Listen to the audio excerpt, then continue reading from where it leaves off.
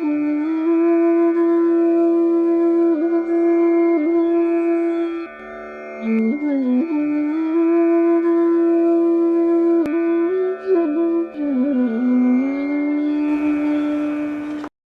ऋतंभरा प्रज्ञा का एक स्वभाव है कि जब वो स्वरूप ही उसका ऐसा प्रकाशमान है, सूर्य से भी ज़्यादा वो चमकती है।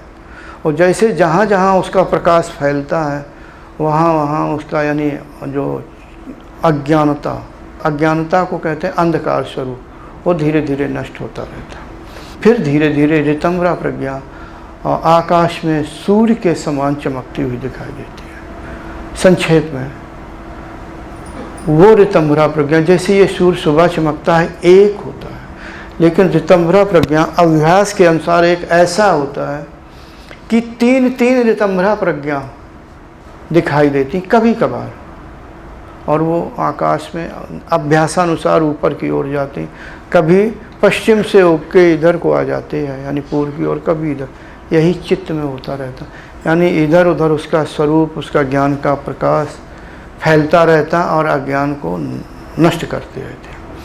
चित्त की भूमि को तोड़ते रहते हैं। चित्त की भूमि ऐसी नहीं है, अनंत काल से हमने चित्त की भूमि बना रखी है, ये अज्ञानता के कारण। भूमि टूट गई लेकिन पूरी तरह से नहीं होती। ठीक ऐसा समझो कि वर्तमान में उदाहरण दूँ, जैसे ये छत है ऊपर वाली, इसका आप जो सीमेंट, मोरम, गिट्टी यानी जो कंक्रीट है निकाल दो, फिर भी छत बनी रहेगी।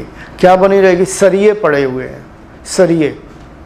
तो इसी तरह से वो भी फिर सरिये नहीं बल्कि पुराने घरों में होती थी, लकड़ी लगा देते थे ऐसी छत पे।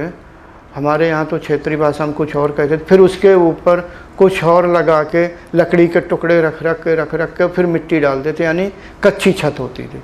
चित्त की संरचना लगभग मिलती जुलती ऐसे ही है। चित्त की जो ऊपरी भूमि है, जो मैंने मिट्टी वाला क्षेत्र यानी छत के ऊपरी वाला भाग, वो तो जल्दी नष्ट हो जाता, लेकिन जो लकड़ी जैसी दिखती है वो बड़ी परेशानी वाली, वो कर्म अत्यंत क्लेश वाले कर्म होते हैं।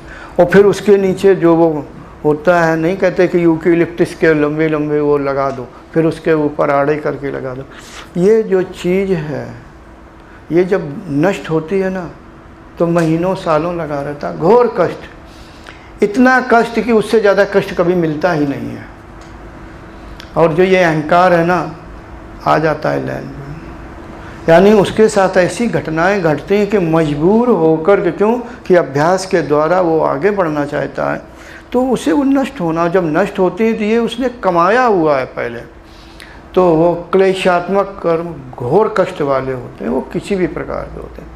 उसमें पता लगता है कि अपना कौन है, बस। इसके पहले नहीं लगता। इसके पहले कहते नहीं, मम्मी मेरी है, पापा मेरे हैं, भाई मेरा, बहन मेरी, बेटे मेरे, जो भी चाचा दादा मामा नाना, तब पता लगता है। क्योंकि वो जो संस्कार है जब हम नष्ट कर रहे होते हैं, समाधि के द्वारा नष्ट कर रहे होते हैं, जो चित्त की भूमि है, उसका प्रभाव हमें संसार में प्रत्यक्ष रूप में होता है जागृत अवस्था में। तब हमारे ये अज्ञानता धीरे धीरे नष्ट होकर के धीरे धीरे रिश्ते अपने आप टूटते जाते हैं, क्योंकि हमारा कोई है ही नहीं। हम जब आए थे सिर्फ अकेले थे, न माँ थी, न बाप थी, न भाई, न बहन, न बेटे, न चाचा, न दादा, न माँ।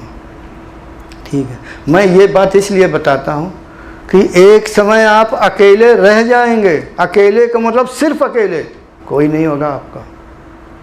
बस समझाने के प्रयास कर रहा हूँ।